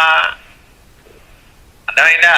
ఏ శూన్యము నుంచి అయితే ఈ అష్టమూర్తులు వ్యక్తం అవుతున్నాయో, ఏ శూన్యంలోకి అయితే ఈ అష్టమూర్తులు లేకుండా పోతున్నాయో, పరిణతంచ అంటే అర్థం అది. వ్యక్తమగుట, లేకుండా పోవుట, రాకట, పోకట. అది ఆ రెండింటినీ కలిపితే పరిణామం అన్నాం. పరిణామం అంటే అర్థం ఏంటి? ఇప్పుడు రాకట, పోకట, జననం, మరణం, సృష్టి, లయం. అర్థమైందా? ఈ రాకడ పోకడ అనే పరిణామం కలిగినటువంటి అష్టమూర్తులుగా పునః తిరిగి రాని పద్ధతిగా, పునః చ ఆ చివర చ అన్న ఉపసర్గ యొక్క విశేషం అది. సిద్ధ్యేతత్ పునరష్టధా పరిణతం ఐశ్వర్యమవ్యాహతం. ఏం పోగొట్టుకున్నాడు ఇప్పుడు? ఏం పోగొట్టుకున్నాడు? అవ్యాహతం. హతం అంటే హతం అంటే ఏమిటి? లేకుండా పోవడం. అవ్యాహతం అంటే నిశ్శేషంగా. అవ్యాహతం అంటే ఏంటి? ఈశ్వరుడు ఐశ్వర్యం ద్విపుటి. ఇందాక చెప్పాగా ద్విపుటి ఏమిటి? ఈశ్వరుడు, ఆయన యొక్క ప్రతిబింబం ఐశ్వర్యం. కాబట్టి మాయా మాయా మాయా ఎరుక ఎరుక మనసు మనసు అంటున్నావే, ఇదంతా ఎవరి ప్రతిబింబం? ఆ ఈశ్వరుని యొక్క ప్రతిబింబం. ఐశ్వర్యం అంటే ఏమీ లేదు, మనసు మాయా ఎరుక, ఇదే ఐశ్వర్యం అంటే. అర్థమైందా? కాబట్టి ఆ ఐశ్వర్యాన్ని బాగా పొందాలనే ఉపాసన చేసే వాళ్ళంతా దేంతో చిక్కుకున్నారట? ఇప్పుడు మనసు మాయా ఎరుకలో చిక్కుకున్నారు. ఈశ్వరుడు అవ్వాలనుకున్న వాడేమయ్యాడట? ఆ ఎరుకే లేకుండా అయిపోయాడు, ఆ మాయను దాటినటువంటి స్థితికి చేరిపోయాడు. ఐశ్వర్యమవ్యాహతం నాన్యకించన విద్యతే విమృశతాం యస్మాత్ పరస్మాత్ విభో అన్నాడు పైన. నా అన్య కించన, కొంచెము కూడా ఎరుక లేకుండా పోయేటట్లుగా. ఎందుకనిట? అణుమాత్రం ఎరుక మిగిలి ఉన్నా అది మరల ఏమైపోతుంది? మహత్ అయిపోతుంది. అర్థమైనా? ఇట్లా లేకుండా పోవాలయ్యా. అణుమాత్రమైన ఎరుక అంటూ లేకుండా పోయాడు. ఈశ్వరుడని చెప్పుకోవడానికి కూడా మిగలకుండా పోయాడు. ఇప్పటి వరకు ఈశ్వరుడు ఈశ్వరుడు ఈశ్వరుడు ఈశ్వరుడు అంటున్నాడు కదా. పునరష్టథా పరిణతంచ ఐశ్వర్యమవ్యాహతం. ఎంతగా లేకుండా పోయాడయ్యా, తానే లేకుండా పోయాడు. ఇది ఈశ్వరుడు, ఇది మాయా, ఇది శూన్యము, ఇది సర్వము అని గుర్తించేవాడే లేకుండా పోయాడయ్యా. అర్థమైందే? మరలా ఒకసారి ఇప్పుడు ఆ పద్యం మొత్తం చదవండి. సర్వాత్మత్వమితి స్ఫుటీకృతమిదం యస్మాదముష్మిన్ స్తవే తేనాస్య శ్రవణాత్ తదర్థమననాత్ ధ్యానాచ సంకీర్తనాత్ సర్వాత్మత్వమహావిభూతి సహితం స్యాత్ ఈశ్వరత్వం స్వతః సిద్ధ్యేతత్ పునరస్తథా పరిణతం చ ఐశ్వర్యమవ్యాహతం. అందుకని ఇక్కడ చివరి పాదం ఏమైనా ఉంది? ఇంకోటి అంతే అంటే తర్వాత ఏమైనా ఉందా? ఏం లేదు. మళ్ళా క్లోజ్ అయిపోయిందా లేదా? గురువు కూడా లేదు. మామూలుగా మిగిలిన పద్యాలు ఏమంది? తస్మై శ్రీ గురుమూర్తయే నమైదం శ్రీ దక్షిణామూర్తయే అని ముగించారు. ఈ పద్యంలో విశేషం ఏమిటట? గురువు అని శిష్యుడని చెప్పుకోవాలంటే ఎరుక మిగిలి ఉండాలి. గురువు అనే గుర్తు, శిష్యుడనే గుర్తు రెండూ ఉండాలి అంటే ఎరుక మిగిలి ఉండాలి. అష్టమూర్తులలో భాగమై ఉంటేనే ఎరుక మిగిలి ఉండాలి. కాబట్టి ఈ శ్లోకంతో ముగింపు వాక్యం అన్నమాట. గురు శిష్యులు ఎరుక లేక గురు తెరుక లేక పోయారు. అయినా దీనికి కన్నార్థం ఏమిటి? గురుడు శిష్యుడు లేక మాయన, గురు తెరుక లేక పాయన. గురుడు శిష్యుడు లేక మాయను, గురు తెరుక లేక పాయను. అర్థమైందా? ఈ రకంగా ముగింపు అన్నమాట ఇది. ఎందుకని ముగింపు అంటే బోధించేటటువంటి దక్షిణామూర్తి, ఆశ్రయించినటువంటి సత్శిష్యుడు. సిద్ధ్యేతత్పునరష్టధా పరిణతంచ ఐశ్వర్యమవ్యాహతం. బోధించే గురువు గారు లేరు, ఆశ్రయించిన శిష్యుడు గారు లేరు, ఇద్దరు అశరీరులే. ఇద్దరు ఏ శరీరులు? అశరీరులు. 8 శరీరాలు లేనివారే. అర్థమైందా? నిర్మూలమేతదా జ్ఞానాత్ శరీరం నాస్తి కేవలం దీనికి సంబంధించిన ఉపదేశ వాక్యం ఏమిటి? నిర్మూలమేతదా జ్ఞానాత్ శరీరం నాస్తి కేవలం. చివరి వాక్యానికి సంబంధించినటువంటి ఉపదేశ వాక్యం. ఇంకేమిటా? గురు శిష్యుల ఐక్యతాసిద్ధిని బోధించేటటువంటి పంచదశి మహావాక్యాన్ని కూడా చెట్ట చివర జోడించారు. ఐశ్వర్యమవ్యాహతం అంటారు. అదేమిటట? కర్పూర దీపకళికా సంయోగం జ్యోతి రూపం యథా తథా. దాని అర్థం ఏంటండి? కర్పూరాన్ని వెలిగించినప్పుడు ఎలా ఉందట? వెలుగు వేరే, కర్పూరం వేరే, మండుతున్నట్టుగా కాసేపు కనపడినప్పటికీ కాసేపట్లో ఏమైపోయింది? కర్పూర దీపకళికా సంయోగం జ్యోతి రూపం యథా తథా. జ్యోతి రూపం యథా తథా అయిపోయారు. అయ్యేటప్పటికి ఏమైంది? ఆ కర్పూరము లేదు, వెలుగు జ్యోతి లేదు, రెండు ఒకసారే లేకుండా పోయినాయి. అర్థమైందా? కర్పూరం మిగిలినంతసేపు జ్యోతి మండుతూనే ఉంటుంది. కర్పూరం అయిపోగానే రెండు లేకుండా యథా తథా జ్యోతి రూపం యథా తథా. రెండు ఉన్నట్టుగా తోచినాయి, రెండు ఏకకాలంలో లేకుండా పోయి. గురువు శిష్యుడు ఉన్నట్టుగా తోచారు ఇప్పటి వరకు.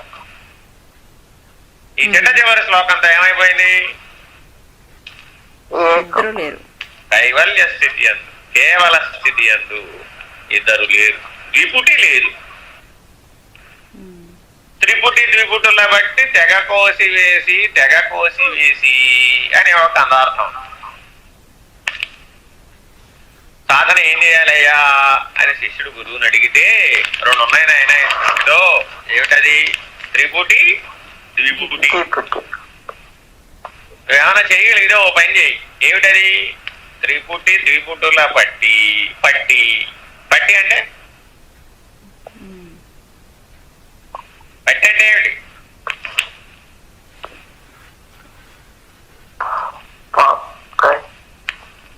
పట్టి అంటే ఏమిటండి?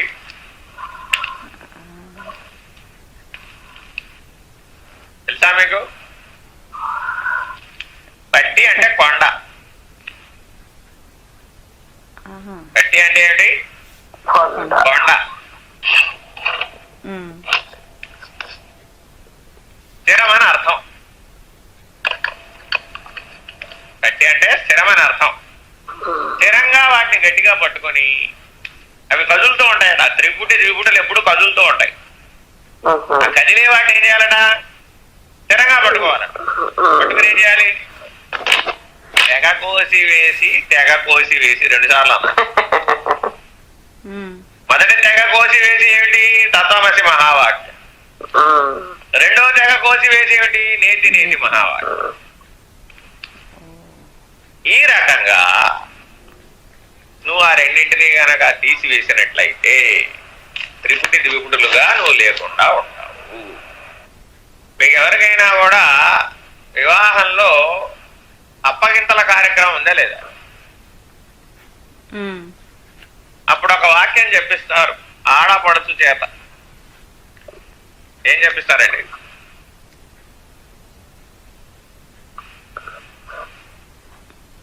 తెలియదు సార్. గుర్తులేదు కదా? వినలేదు. ఎప్పుడో అయిపోయింది, ఇప్పుడు ఎక్కడ గుర్తుంటుంది? పట్టినిస్తావా, బొమ్మనిస్తావా? చిన్న ఉయ్యాల కట్టించి ఆ ఉయ్యాలలో ఒక చెక్క బొమ్మ వేసి దాని మీద గులాము, అత్తరు, పన్నీరు చల్లి ఆ వచ్చేటటువంటి కొత్త కోడల చేత ఈ మాటలు అనిపిస్తారు. అంతకుముందే ఆ ఇంట్లో ఉన్న ఆడపడుచు ఆ బొమ్మ స్వీకరిస్తుంది. బొమ్మని అప్పగింత అంటారు దీన్నే. పట్టినిస్తావా, బొమ్మనిస్తావా అని ఆడపడుచు గారు వచ్చే కొత్త కోడలను అడుగుతారు. బ్రాహ్మణుడు చెప్తాడు అప్పుడు, పట్టినిస్తాను గాని బొమ్మనివ్వను అని. అర్థమైందా? కానీ కాలాంతరంలో పట్టినిస్తను కానీ బొమ్మనివ్వను అనేది కాస్త పట్టినిస్తను బొమ్మనిస్తను అనేటటువంటి మాటకు మారిపోయి ఆ బొమ్మ ఈ ఆడపడుచు చేతిలో పెట్టి బొమ్మను అప్పగింత చీర అని ఓ చీర పెట్టారు మళ్ళీ. ఎక్కడెక్కడైతే నూతన వస్త్రాలు పెడుతున్నారో అక్కడ అర్థం ఏమిటంటే అది జ్ఞాన ప్రచోదనం అన్నమాట. ఇప్పటి వరకు వీళ్ళు ఒక మూసపోసిన పద్ధతిలో అత్త కోడలు వీళ్ళంతా ఆ కొడుకు వీళ్ళందరూ ఒక రీతిగా పెరిగారు. వీళ్ళందరిలో జ్ఞాన ప్రచోదనం చేయడానికి ఆ కోడలు గారు వస్తున్నారు. కోడలు గారు ఇంటికి ఎందుకు వస్తున్నారు? పట్టినిస్తాను మీ అందరి లోపల కూడా అస్థిరమైనటువంటి ఎరుక, అస్థిరమైనటువంటి అజ్ఞానం, అస్థిరమైనటువంటి అష్టమూర్తి పద్ధతులన్నీ మీ దగ్గర ఉన్నాయి. నేను మీకు ఏం తెలియజేస్తాను ఇప్పుడు? చరత్వం వచ్చేది పట్టినిస్తాను అంటే అష్టతెలుగు భాషలో ఈ వేడుకని ప్రవేశపెట్టారన్నమాట. కోడలు గారు ఏ ఇంటికైనా ఈ ఇంటి నుంచి ఆ ఇంటికి ఎందుకు వెళుతోందంటే ఇంట్లో తాను నేర్చుకొని పొందినటువంటి జ్ఞాన స్వరూపం ఏదైతే ఉందో ఆ జ్ఞానాన్ని అత్తవారింటికి వెళ్ళి వాళ్ళందరిలో గల వెలితిని పూర్తి చేసి వాళ్ళకి స్థిరత్వం వచ్చేట్టు చేసి ఆ జ్ఞానాన్ని పొందేట్టుగా చేస్తుంది ఆవిడ. ఇది కోడల గారి యొక్క విశేషం. అందుకని ఆవిడకి ఆ ప్రాధాన్యత. అన్ని కర్మకాండలలో ముందు రావాల్సిన కోడల గారి అత్తగారు గారు. వివాహం అయిపోయిన తర్వాత పిల్లలకి ప్రతి కర్మకాండకి ఎవరు రావాలి ముందుకి? కోడలు గారు రావాలి. ఎందుకని?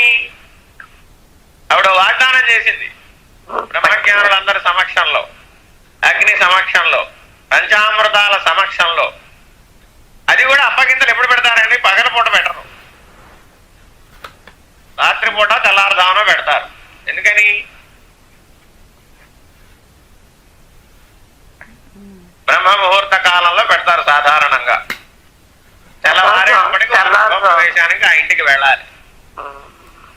బ్రహ్మ ముహూర్త కాలంలో సూర్యచంద్రుల ఆచంద్ర తారార్కం నేను మీకు అనువర్తినై ఉంటాను, ఆ స్థిరత్వాన్ని పొందిస్తాను, ఆ జ్ఞానాన్ని పొందిస్తాను, ఆ స్థిరత్వ స్థితిలో నేను ఉంటాను అనేటటువంటి ప్రమాణం అన్నమాట.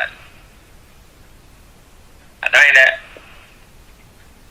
మనమే అస్థిరంగా ఉంటే ఇంకా వాళ్ళేం పొందిస్తాం? అలాంటి సూచనలతోటి ఏర్పడినటువంటి కర్మకాండ విభాగం అంతా భారతీయ తాత్విక దృక్పథంలో ఉంది. అర్థమైందా? పట్టినిస్తాను అంటే అర్థం అది. సరే, అసలు విషయం రామాయణంలో పిడకల వేడంటే ఇదే. ఇంతకు ఎక్కడికి వచ్చాం మనం? గురువు శిష్యుడు ఇద్దరు లేరు. పునరష్టధా పరిణతంచ ఐశ్వర్యమవ్యాహతం. ఇప్పుడేమయ్యా? గురువు లేడు, శిష్యుడు లేడు. అర్థమైందా? చిట్ట చివరి దశకు వచ్చేటప్పటికి ఆ కైవల్య స్థితిలో పరబ్రహ్మ నిర్ణయంతో, ఆ అచల నిర్ణయంతో, ఆ బయలు నిర్ణయంతో, ఆ పరిపూర్ణ స్థితిలో గురువు శిష్యుడు ఏకమాయ గురు చెరుక అనేటటువంటి నిర్ణయంతో మోక్షం స్థిరమైపోయింది. కడతేరాడు. ఎవరు కడతేరారు ఇప్పుడు? ఎవరైతే ఆశ్రయించినటువంటి సత్శిష్యుడు ఉన్నాడో ఆయన కడతేరిపోయాడు, గమ్యం చేరాడు. హరి ఓం.